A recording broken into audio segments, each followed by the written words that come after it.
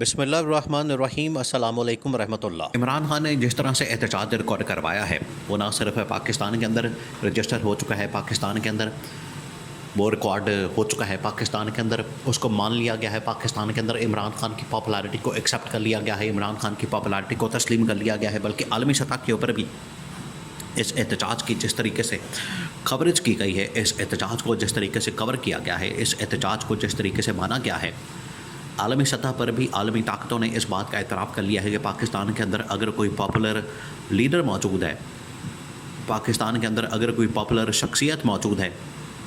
پاکستان کے اندر اگر کوئی پاپولر آدمی موجود ہے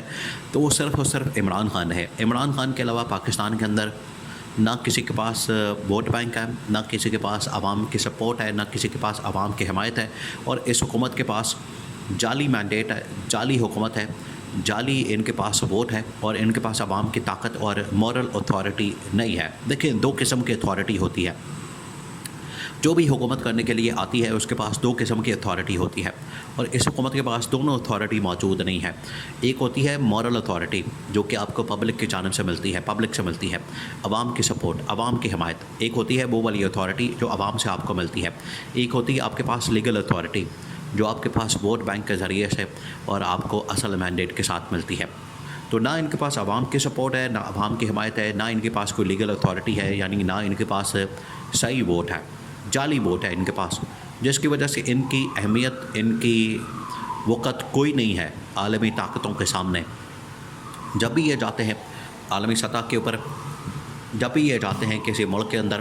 جب بھی یہ جاتے ہیں کسی سربراہان مملکت سے ملنے کے لیے، تو کوئی بھی ان کی بات سننے کو تیار نہیں ہوتا، ان کے ساتھ ایون کہ ملاقات کرنے کو تیار نہیں ہوتا۔ یہ ان کی حالت ہو چکی ہے، اور پاکستان کے اندر عوام ان کے ساتھ مکمل طور پر کٹ آف کر چکی ہے، اور عوام نے جس طریقے سے عوام عمران خان کے احتجاج کے اوپر باہر نکلے ہیں، کال کے اوپر باہر نکلے ہیں، عوام نے یہ ثابت کر دیا ہے کہ آج بھی عوام اور پبلک عمران خان کے ساتھ ہے، اور عمران خان کے شانہ بشانہ کھڑی ہے، وہ عمران خان کے ساتھ ہے، اور عمران خان کے لیے اب وہ کسی صورت بھی کمپرومائز کرنے کو، پیچھے ہٹنے کو تیار نہیں ہے، جو کہ اسٹیبلشمنٹ کو بھی اب ریئلائز ہو چکا ہے۔ دیکھیں، دو چیزیں ہیں بڑی اہمیت کی حامل اس وقت، جو عالمی طاقتوں کی جانب سے جو رسپانس آ رہا ہے، عالمی طاقتوں کی جانب سے جو دباؤ آ رہا ہے۔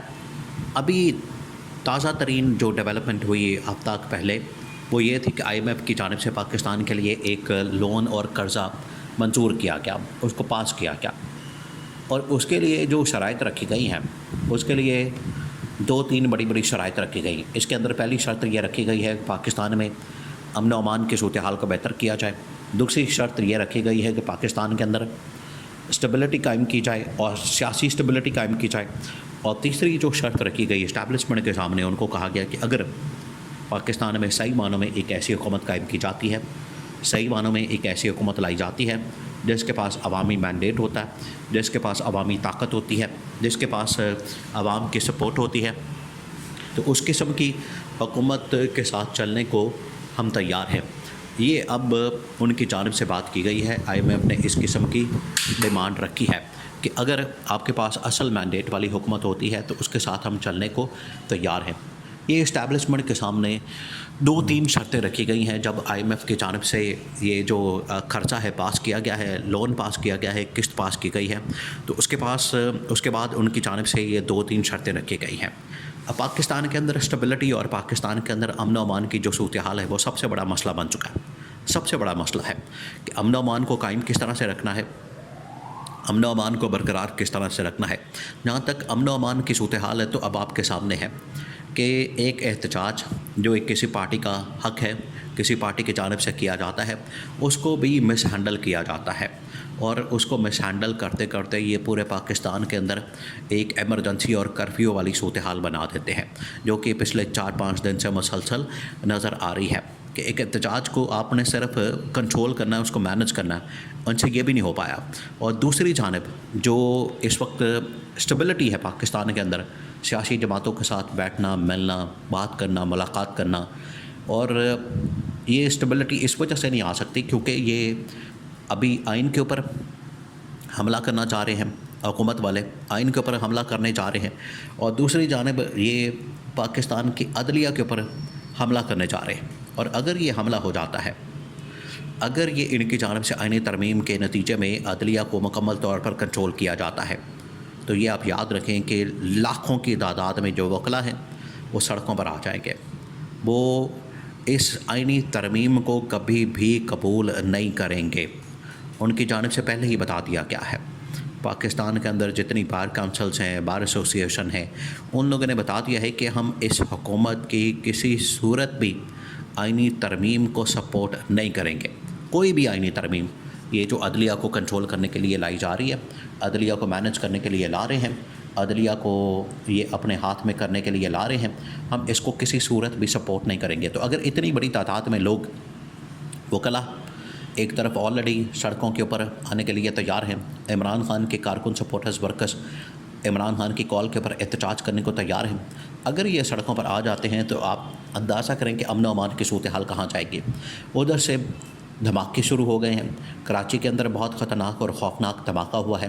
تو ایسی صورتحال میں امن و امان تو بالکل ختم ہو گئی. امن و امان کا بیڑا غرق ان لوگوں نے، حکومت والوں نے خود کر دیا. اور عمران خان جو اس وقت احتجاج کر رہا ہے، عمران خان کی جانب سے جو اس وقت احتجاج ریکارڈ کروایا جا رہا ہے، وہ صرف اس مقصد کے لیے کہ پاکستان میں صحیح معنوں میں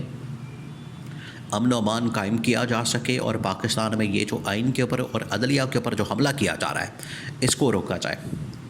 اگر یہ آئینی ترمیم سے پیچھے ہٹ جاتے ہیں، آج عمران خان نے تو احتجاج سے پہلے ان کو آفر دی تھی، پی ٹی آئی نے ان کو احتجاج سے پہلے آفر دی تھی کہ آپ یہ جو آئینی ترمیم لانا چاہ رہے ہیں، آپ کی جانب سے یہ جو آئینی ترمیم کی ایک گیم ڈالی جا رہی ہے، سازش کی جا رہی ہے، اگر آپ اس سے پیچھے ہٹ جائیں، اگر آپ اسے بیک آف کر جائیں، اس کے سامنے سرنڈر کر دیں، ہم بھی اپنے احتجاج سے پیچھے ہٹ جاتے ہیں. ہمیں کیا ضرورت پڑی ہے کہ احتجاج کرتے پھریں اور لوگوں کو سڑکوں پر نکالتے پھریں اور اس طرح کا ہم کوئی کام کریں. ہمیں بھی احتجاج کی ضرورت نہیں، لیکن کیونکہ آپ آئین کے اوپر حملہ کر رہے ہیں، آپ کی جانب سے عدلیہ کے اوپر حملہ کیا جا رہا ہے، آپ کی جانب سے عدلیہ کو کنٹرول کیا جا رہا ہے، تو پھر ہم چین سے نہیں بیٹھیں گے. اپنی عدلیہ کی آزادی کی خاطر، ملک میں آئین کی بحالی کی خاطر ہم سڑکوں پر نکلیں گے. جب وہ سڑکوں پر نکلے، وہ بھی احتجاج عالمی سطح پر ریکارڈ ہوا. اس کے علاوہ یہ جو دھماکہ ہوا ہے یہ بھی عالمی سطح کے اوپر ریکارڈ ہوا ہے. اس کو عالمی دنیا نے ہیڈ لائنز کے طور پر چھاپا ہے، جس کی وجہ سے انہوں نے اسٹیبلشمنٹ کو اپروچ کیا کہ آپ اپنی حکومت کا قبلہ درست کروائیں، ان کو کہیں کہ اپنے آپ کو درست کریں، ٹھیک کریں. اگر انہوں نے اسی طرح سے چلنا ہے، اسی طرح سے کام ڈالنا ہے، اسی طرح سے انہوں نے معاملات کو آگے چلانا ہے، بڑھانا ہے، تو پھر یاد رکھیں پاکستان کے اندر نہ امن و امان بہتر ہوگا، نہ صورتحال بہتر ہوگی، اور عالمی طاقتیں بھی پیچھے ہٹ جائیں گی، جس کا نقصان آخرکار پاکستان کو ہوگا.